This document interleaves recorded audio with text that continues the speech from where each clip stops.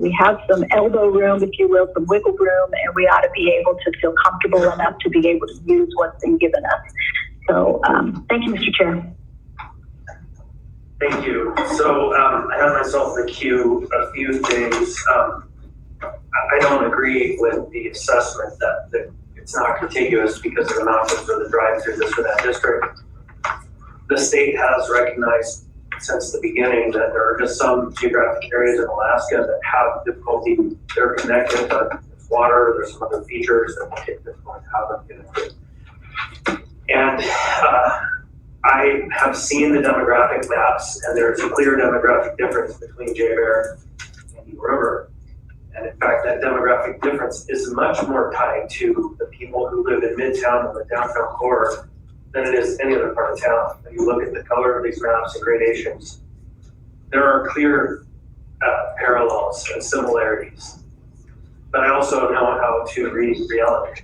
And the reality is there's not political will to follow the equitable and just path. And instead, what we're going to do is we're going to allow the people of wealth and privilege to once again get their way for the next 10 years. And so the question I find is important is, how do we ensure we do as least harm in this process to the people who are not people of wealth and privilege? How do I protect them and their community interests, because we're not going to actually achieve the goal of equity that I had hoped when we set out in this process? Because the people up on Hillside recognize themselves as having autonomy and the ability to choose what they want and the power and privilege to get it. The same with the people of Eagle River. It's profound. And so we're looking at the possibility of an extraordinary low deviation for Eagle River, which means that their vote is not one person, one vote. It's more like 1.25 persons per one vote. Meaning their vote is more powerful than anyone else in this town. And I find that to be very sad, but it is also a practical reality. The feedback that I have heard, and it's a practical reality based on the decision of the members of this body. And so we get to own that, each in our individual capacities and all of us as a whole. We get to own that, and that will be our legacy. That said, again, practicality being the rule, we have to get to an achievable map that works. The feedback that I've heard, which is the topic of this section of the conversation, has been broadly that Weldon's map is the map that has the closest,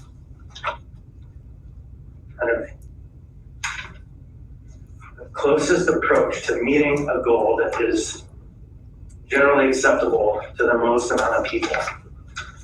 So that to me is where my attention has been drawn most closely, because of the broad emails and the communications and the phone calls and input from my constituents across the city.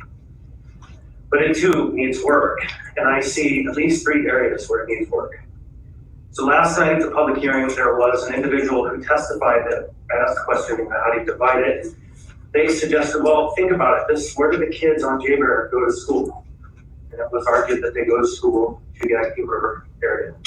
And so I can't find that to be proven by the ASD maps, because the ASD maps leave a big blank spot for Jaybear. It doesn't say where their kids go to school. But I do have a call in, into the school district to get that information. But if I were to assume that what was stated last night was true, that members of the schools out there do flow into the schools out at Eagle River, to me, that demonstrates that one of the most profound communities of interest in town are the school district boundaries, and where kids grow up and end up into a school with their neighbors and with their friends and their peer groups, et cetera. Because families associate around schools with PTAs.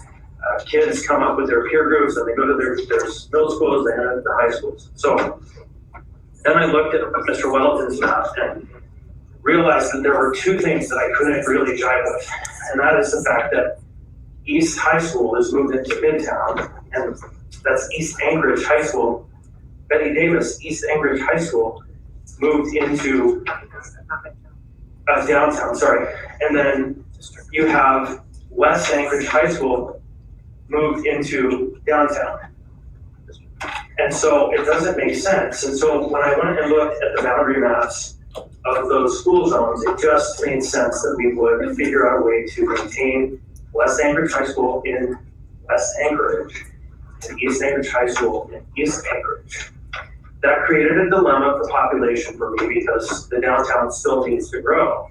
But then I tuned into the middle school maps, and what I saw that was compelling to me is that the middle school boundary for Clark Middle School pushes east across the north of town. And so if I were to, and I'm really looking at doing this, draft an amendment to Mr. Weddleton's plan, it would be to only move back that West Anchorage High School section back into West Anchorage, the East Anchorage High School section back into East Anchorage, and then push the downtown towards the boundary of Central Middle School to the east. And that would incorporate that section, which I think would harmonize using Ms. Kennedy's approach of doing a balance of the deviation and really splitting the deviation, which is what would get you to the point where you settle your final line, is where the deviation between District 1 or downtown East Anchorage, split the deviation as you go east. The same with downtown and midtown, and the same with downtown and West Anchorage. And so that would increase deviations in each of those categories, but it would be done so in a way to harmonize with communities of interest based around the historic